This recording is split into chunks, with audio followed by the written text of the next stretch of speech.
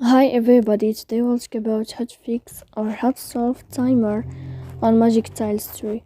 To know how to fix or how to solve timer on Magic Tiles 3 app, you should just go to settings. Here you can click on apps, default apps, app settings. Then you'll enter to the window of Magic Tiles 3. After that you can click on first stop and you can click OK. Here we'll enter to the window of storage. Then you can click clear cache. Don't click clear detail because that can cause the errors or can delete your account. In the end, you can turn off your phone and you can wait a moment to turn on your phone again.